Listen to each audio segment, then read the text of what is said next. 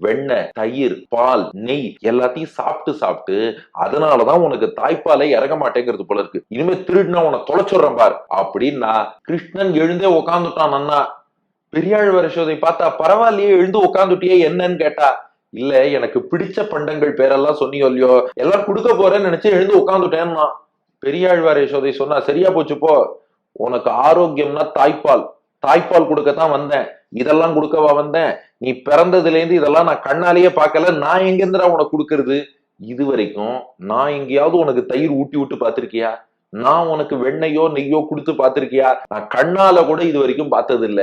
ஏன்னு கேட்டான் கிருஷ்ணன். என்ன நீ ஆயர்பாடியில இருக்க, இதுதான் தயிர்கடல், பார்க்கடல், வெண்ணெய்க்கடல் எல்லாமே இங்கதான், இங்க இல்லாத தயிரா வெண்ணையா பார்த்ததே இல்லை, இத்தனைக்கும் பெற்றறியன்னு சொல்கிறாயேன்னு கேட்டான். பெரியாழ்வார் யசோதை பதில் சொன்னாலாம், பார்த்திருக்கேன், அதெல்லாம் கிமுல பார்த்தேன், கிபில பார்க்கலன்னா. கிமுன்னா கிருஷ்ணனுக்கு முன், கிபின்னா கிருஷ்ணனுக்கு பின். எபெருமானே, நீ பிறக்கிறதுக்கு முன்னாடி அதெல்லாம் பார்த்தேன்டா, நீ அவதாரம் பண்ணதுக்கு அப்புறம் தான் ஆயர்பாடியிலேயே இதெல்லாம் காணும். நான் ஒருத்தின் இல்ல, எந்த வீட்லயுமே வைத்த நெய்யோ காய்ந்த பாலோ வடி தயிரோ நறுவெண்ணையோ இல்லைங்கிறா. இது எனக்கு மட்டும் உள்ள பிரச்சனை இல்லப்பா, இந்த ஊர்லயே யாருமே இதை கண்ணால பார்க்க முடியலையா. என்ன காரணம்னு பார்த்தா, நீ பிறந்த பின்னை, நீ இங்க பிறந்ததுக்கு அப்புறம் தான் இப்படி ஆயிருக்கு. கிருஷ்ணன் பார்த்தான், ஓஹோ, அப்ப என்ன நீ எழுப்பினதெல்லாம் இப்படி எல்லாம் திருடுறேன்னு அடிக்கிறதுக்கு தானே எழுப்பியிருக்க, நான் திரும்ப படுத்துக்கிறேன்னு கண்ணன் மறுபடியும் படுத்து விட்டான். அது என்ன விஷமம் பண்ணதெல்லாம் சொல்லி என்னை அடிக்கிறதுக்காக எழுப்புறியா?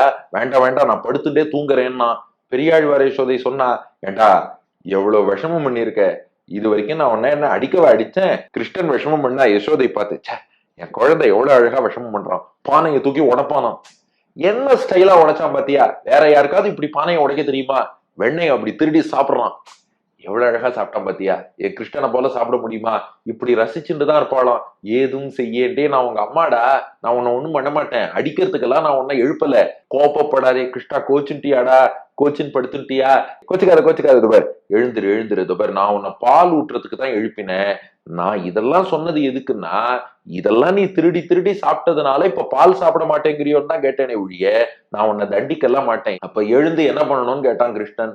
வேற என்ன, முத்து போன்ற பற்களை காமிச்சு ஜம்முன்னு குழந்தை அழகா சிரிச்சுண்டு பால் குடிக்கும் போது அப்படியே உன் மூக்கு வந்து என் மார்பகத்தோட உரசணும். மூக்கு உறிஞ்சி, மூளை உணாயே, என்னுடைய அந்த தாய்ப்பாலை உணாயேனா உண்ணாயேன்னு அர்த்தம், நீ வந்து உண்ண வேண்டும்.